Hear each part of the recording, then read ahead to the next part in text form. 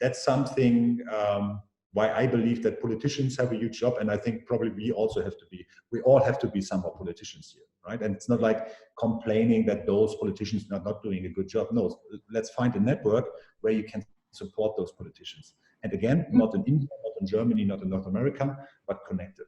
Welcome back to another episode of Engati CX. I'm your host, Aish, and today we'll be talking to someone who'll help you harness your potential for a smart, innovative, and sustainable future. But before I introduce you to our amazing guest, allow me to quickly introduce you to Engati. Engati is the world's leading multilingual no-code chatbot platform, available across 14 channels with 30,000 bots, created across 186 countries in every domain and use case. Engati has been recognized as a top platform by INC.com, TechWorld, CIO, and many others. We run the Engati blog, video channel, and the Engati CX podcast, receiving upwards of 300,000 visitors annually. And now for our guest. Nico is the CEO at Factory Berlin. His former role as Senior Vice President, Business Development at Siemens Mobility strengthened partnerships between startups and corporates.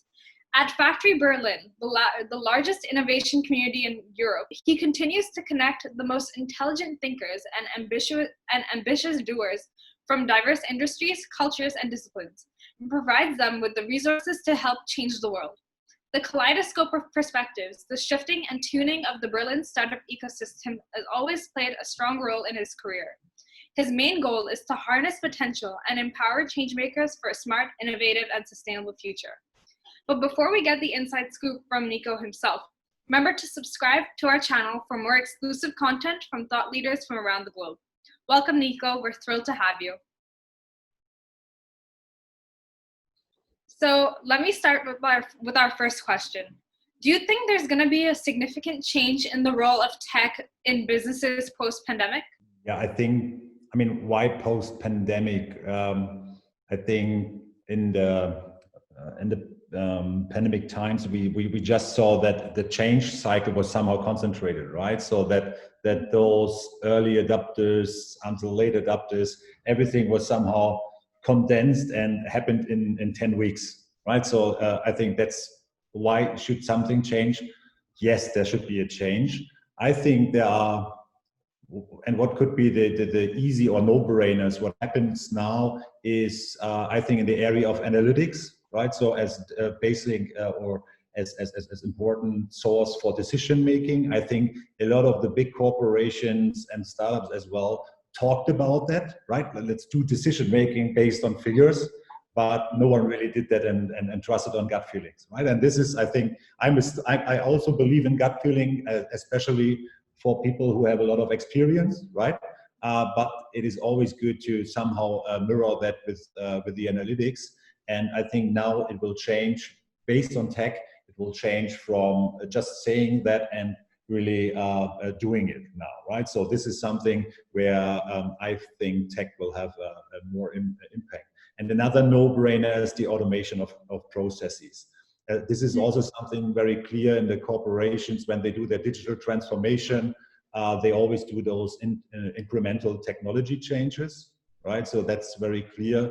Let's put a sensor here, put a sensor there.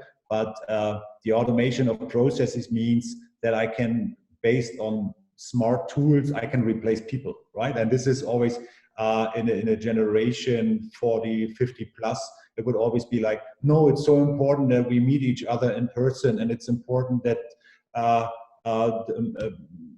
Madam or Mr. X is still there, right? So this is a very, and no one can really say something different, because it is like, no, you cannot argue against people, right? So, and that's like, your tools, but let's wait until they are smart enough or something like that. And now I think people realize that there are tools, and I always preach in the support functions of a company, right? So for the financial area, the procurement area, and also HR, where you really can easily replace not people, but mistakes we are doing when we are people there, right? With tools. And I think that's also something which what tech will change now, that there is an openness at the moment where also people who were resistant before the pandemic They now say they are super open. This is the crazy thing, and I think this is a time we as a tech scene, we have to use it, right? So, and smartly use it. So and position ourselves there with the value of tech. Yes, definitely. I think a lot of industries are seeing benefits to using automation, but there is a little bit of that fear there. But I guess that's a part of any sort of big change, that there's always going to be some sort of setback. And I think it's also that we have to highlight again in all those discussions. I ran through several of those discussions, right? And this role of being the freak in a big corporation and always questioning everything, in the role of a digital transformator. And it was a role, to be honest. This was a role, but I played it well, I think. So, but question that we emphasize what is the alternative, right? It's not like, yeah, tools instead of people, but the people can concentrate on creativity. The people move or act in a completely different environment.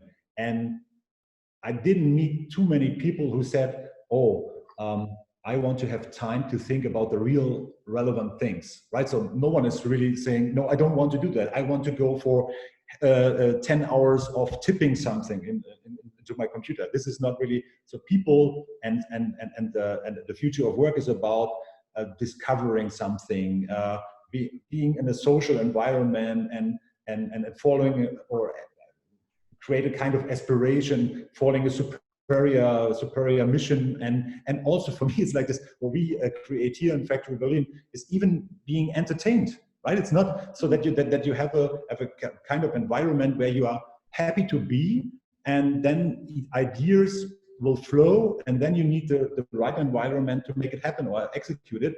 And I don't think, beside all the technical process, that people, employees, don't want to work in such an environment. Definitely, I completely agree with you. Which, especially in terms of automation, getting rid of not getting rid of, but it definitely removes the load because it takes care of the menial tasks. So you've already mentioned that, but how can startups otherwise leverage AI, automation, and tech to trigger the change that challenges predefined norms? I mean, I think that has not changed too much. So how does that work? I mean, that it was always like that. I mean, startups is not always about disruption, right? But it's about kind of value in comparison to an existing system. So to an existing system. And I think it's always about user experience, find the right target group for that, find the early adopters, right? And give them the voice. This is social media, of course. So prototyping. And for me, what else should I say here? The factory is a huge community, and we allow every startup to find the right people, the right partner, and in the right environment to grow. This is the one thing. It's not about making us super successful. It's about making our individuals, our creators successful. And that's something what I would advise or recommend a startup to find the right network. And the investor is one thing, one important decision, but then also where do I get the support I need? And this is in the network. And network is I can tell you in Europe or in Germany, it's like you are doing that privately, but you are not doing that on a business level, or only those real estate guys do that on the business level. No, right? So internationally, everyone believes in communities. in Germany, our culture is a bit rational based, right? And so it's not a good way if you ask people for support, right? And if you have a network and ask them to, can you make me an introduction to an investor who can help me? Or can you make me an introduction to a big corporation where I, as a startup, can position my tech, right? So my solution. And this is something where we strongly believe in, and giving those startups the right environment. So I think that definitely has not changed too much, but in an early stage, startups make sometimes the mistake that they just want to do it alone, and I think but that was also the same before the pandemic situation. Right? Definitely. So what are the future tech trends what future tech trends do you think we're going to see in the future? And do you think chatbots play an important role in this? Yeah, definitely. I think chatbots are one element. For me, it's really uh, I'm moving in this area of digital transformation and startup ecosystem now since 6 years, 7 years. Mhm. Began in the mobility area, which was really completely questioned by other means of transportation and so on. And for me, and everyone talk always about blockchain, right? And for me, it's really time to benefit of blockchain, right? So it's now decentralized systems. As we felt that in the lockdown, communication is super relevant, right? But we Mhm. want to have that somehow based on the value we can generate out of the communication, and not those. And also tracing apps. Just yesterday, the Corona tracing app was launched here in Germany, right? So, and there was as always, this oh my God, my personal data. And on the other hand, so all the people who are pushing that because they know the value of that, right? So, and why Mhm. was that so expensive? Because security and anonymous use of data was developed in 5 weeks, 10 weeks, right? So that was the reason why. But people now believe in that and trust into that, and that's something where I think blockchain and decentralized systems are now there in this hype cycle. They ran through the valley now, and I think now it's time to really benefit of that. And we have also some solid technologies there, right? And Mhm. for me, I also studied business psychology as a side experience or experiment 3 years ago or 2 years ago. And I always thought of, why is communication misleading sometimes? Yeah, because we all are very different, and I think as we are even more individualized, and everyone gets a voice, which is good, But we need systems who translate, right? Even we talk the same language, but translating, right? And this is something where if you have AI, which will completely change the society, especially in some sectors where we would say did work, which is not really something we want to do in the future, but the people are still there who were educated to do it, right? So that we definitely somehow have to understand and try to understand their feelings. And this is something far from a business side where I think chatbots can super help us also in social media to translate, right? So between the different people. And I mean, I don't like social media at the moment if I read through all this frustration, because I try to be, and normally I am positive, right? It's the only way to run through life. Uh, but if you read social media, this is somehow frustrating. And I think there chatbots can have a really use, and this with societal impact, right? And this is something where I believe in chatbots, and on the business side, the same thing. If you have innovation cycles and new information and technology, our human brain cannot keep the speed, right? And there it's also important to have the standardized rules. I don't believe at the moment, I have to learn more probably about that, in creativity in chatbots. I don't believe in that. I think that's the one thing we should concentrate in as human beings. But what I really believe is that translation and mediation and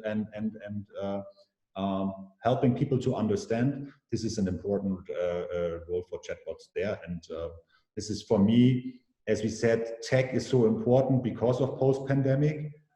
There will be even more need for social connection, right? So Mhm. everyone was happy that we can go out, and everyone started to walk, right? So that was no one was doing that before, but when it was allowed in a lockdown, everyone went out, and then we started all go.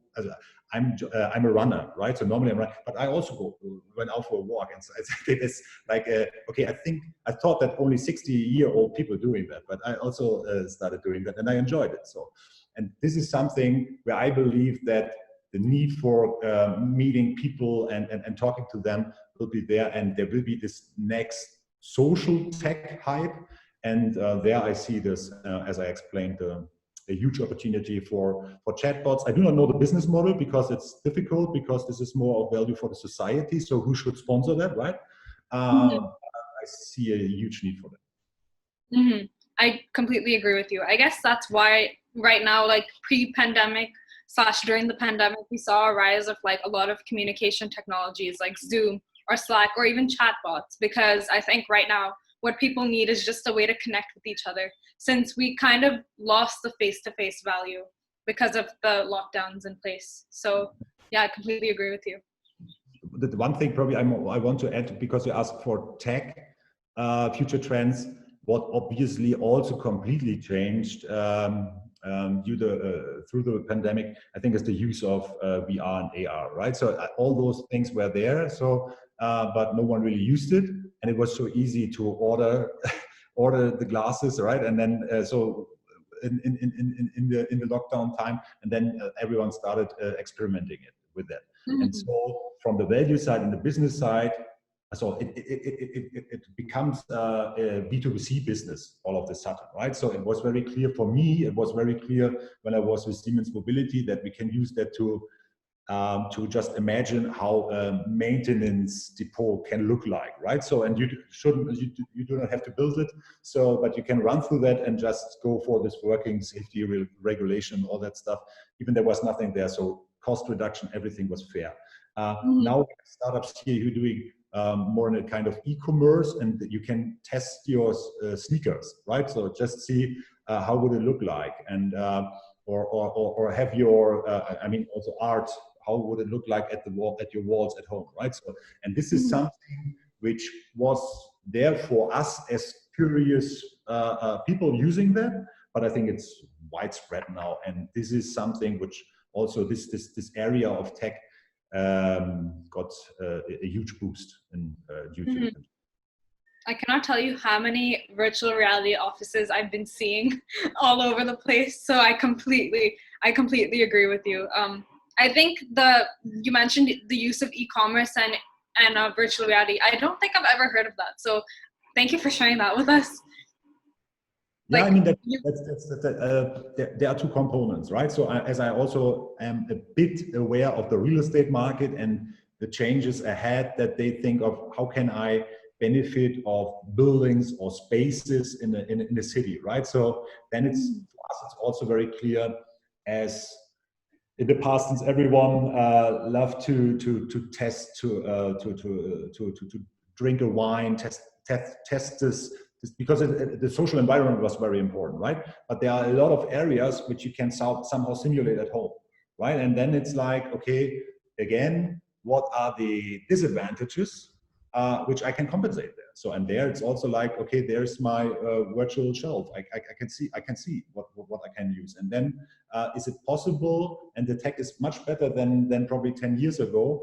That it also fits with me. If I just make a picture of me, and the tech already understands what it should recommend to me, right? And that this is something which I think is on the B2C level much more widespread. It's not like an add-on value like messaging and communication, which is very clear. It had to be there, and we are somehow playing with that. But it's also like ordering food is also something like that, right? So those services are somehow integrated, and there. And I can only tell you about Germany, or me as a private person. They were overwhelmed, and they were not ready to deliver the food services, right? And this is something I don't mean food delivery, but the supermarkets, right? So and they didn't shift from not even in 4 weeks or 8 weeks to the online services. And this was something where I would say, because your question was about the startups, what should they do? I mean, this screams for a business model, enter the market, because they cannot do that, right? So try to find some nice contracts. They are the big elephants who cannot move fast enough. Enter the market and help them to disrupt. It's definitely changing retail spaces. I remember someone we spoke to was talking about how mobile apps now you can like essentially, it can help you figure out your sizing. So you have a mobile app and it's scanned, and you place it on certain parts of your arms or something, and it can like help you figure out the size. So it's really interesting to see what we're going to see in the future. And emotions, right? Again, it's not only about the function. It's I mean, it's design, right? So that you we have a startup again, Viking. They do some very different designs for sneakers, and they just entered also the Chinese market from here. This is cool. And the gains or the revenues of this online sneakers company. And this is that you can just play with that, right? So you do not. Yesterday was I ordered 10 pairs and I tested at home, and it's because logistic costs are as low as. But now we rethink, like, okay, 10 pairs, transportation, CO2. Is this really what I want to? Well, I want to be part of this negative movement? No, I don't want to. How can I improve that? Okay, I have to get used to that, because the superior thing is I can support the CO2, the green movement, and I want to be part rather of the green movement than to wear the nice sneakers, right? So this is over. So and this is my prioritization, and so I think this is the trigger for me to change to technologies then. So what are my mission, my values? And I think that's something what also startups in finding their target groups can emphasize then. I think that's incredibly important for a sustainable future, as you've mentioned. So what lies in the future of conversational AI, and how's that going to help support and change the customer support scenario? So for customer, I think that's more, I don't have too much contact with that, but for me it's more like the topic I mentioned before with the societal impact, right? So, but for the customer support, it's very easy, because sometimes if you are long in the business, you underestimate the information, the product features, and all the stuff you want the customers to understand, but it's not really smart to provide the customer with all those features, right? And then it's like, how can I guide the customer through it, and somehow also understand in different scenarios, and nothing else is a chatbot, right? Different scenarios, different paths, and to steer or control the communication along that. That you just give the customer intent what the customer needs, right? And this is very clear that also strong believer, people shouldn't do that. I mean, there's much more in what human beings can do than answering standardized questions, right? So this is giving standardized answers to any kind, cluster the questions. I think that's really something what tech can do, and where we as human beings can concentrate on all valuable things. Even it sounds like, okay, headcount reduction, or so I think on the other side is a huge lack of creative ideas and how we can execute on that. And everyone is creative. It's not like that we have artists here. We mix ourselves with artists from the Berlin creativity scene, because music is Berlin is one of the top 3 worldwide in music, right? And we have a nice startup ecosystem and a lot of creatives here. And we strongly believe that for innovation, I mean, nothing new, you need this outside-in view, right? So to really be disruptive, and that you just provide a problem, and then you find a solution together with the most diverse setup of a group you can have. So, and this is something where artists, and I don't talk about the musician, I talk about the musician interested in AI, right? So this is something where we strongly believe in the diversity here, and that's something where I think that creativity is what people can do, or everyone can do, or everyone is creative, and conversational AI will definitely help us to guide this, to guide the customer through the buying process and the after sales. There are many values, and I think to ease the activities around that, this is of super benefit. Mm-hmm. So do you think AI is going to play a role in creating a sustainable future? Absolutely yes. Yeah, I mean, I have to somehow stop myself in brainstorming ideas about that. So in which kind of areas we think about that. But just sustainable future, as we just mentioned, that if you are able, based on okay, I had thousands of pictures of my hand, or thousands of pictures of my of food, and then I can somehow cluster what is the right size. avoids to order 47, 46, and 45, right? So, and there is this obvious impact, and then there are many more. So I think, or if you talk about the pandemic again, our transportation behavior, right? So I mean, there were different stages with a city who felt like no one is there, right? So, and then the next level that now people are all using cars instead of public transport because there's this kind of is it really everything safe now in the public transport? And I think there will be or completely the shift to bicycles, right? So much more bicycles or to bikes are used at the moment. So, and I think there are these different stages, and again, knowing the need of going somewhere. So in the business life, it's very clear. People understood they do not have to go for an in-person meeting to this place, right? This is cool. Or we do hybrid events. That means there are some people there socially. This is relevant, but also all the others can dial in from other spaces.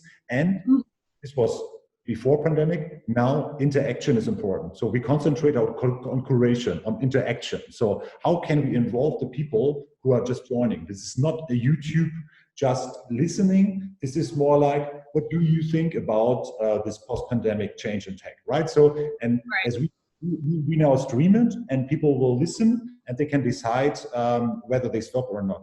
And I believe in that they preparing for a format, that you really have a niche, and then you use it to interact then. And so this is something where we believe this, by the way, can also be moderated. This, by the way, can also be moderated by conversational AI in the future.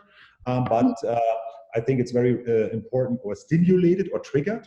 But the final discussion and the creative ideas and the progress will happen by us human beings still. Definitely, completely agree with you. So to conclude, do you have any other thoughts you'd like to share with our audience? I mean, for me, there are two things. The one thing where I always feel like being a politician, which is not cool because, or which generally is not cool, but I think only politicians have really impact. So we as economy, or thinking about, or as generation of startups and so on, I think we have to connect our ecosystems, different startup ecosystems. That's super relevant for me because we all have strengths, but we shouldn't build up again the next IoT center, the next center for cybersecurity, but understand who has the best competence for that and connect that, right? So I see that that also this is a very general pattern and prejudice, but that all people just decide to have a digital transformation agenda and invest into the campus, invest into IoT. The typical pattern again and again and again, instead of saying, oh, what is my core? I am good in, so, and who are the best in all the things around me? So I can get them the feeling that they need me and I need them, I know that, right? So, and we create really this win-win, and this is not just blah, blah. This is, if you are not thinking like that and reduce your core to keep the speed, then it's really difficult. And that's why message number one would be, we have to connect the different startup ecosystems worldwide. And this is something we really want to do. And we are so open and want to show what can Berlin do, what can Germany do, but what are the competences in India, in North America. We see that, and I always say, hey, we have to make Europe even competitive again, right? So that, I mean, against Asia and North America, Europe is a nice destination for tourism, right? So it's so where's the tech value of that? And so I think that's why I emphasize always the creativity, right? So and yeah, my second message again, this is more like, besides this connect the ecosystem. I would definitely support any kind of tech progress, and we need, and the people who understand the technology have to help, and this is also our social responsibility, have to help to make this migration, right? To help those people who are replaced, and this is an elephant, no one wants to talk about it, but this is the elephant in the room, and help them to be creative. Why not? This will happen, however.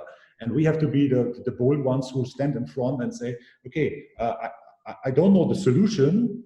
I am at 80% or 70%, but I'm happy to be part of that movement that we solve it, right? So, and that's something why I believe that politicians have a huge job, and I think probably we all have to be somehow politicians here, right? And it's not like complaining that those politicians are not doing a good job. No, let's find a network where you can support those politicians. And again, not in India, not in Germany, not in North America, but connected.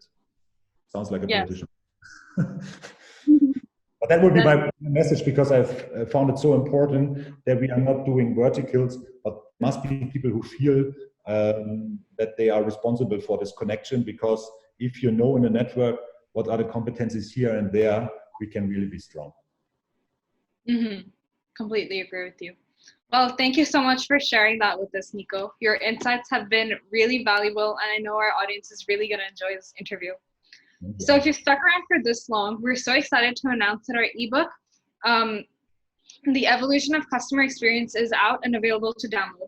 Check the link in the description for more details. We'll be back with a new episode with a brand new expert soon. So stay tuned, and we'll see you around for the next one. Bye, everyone. Bye.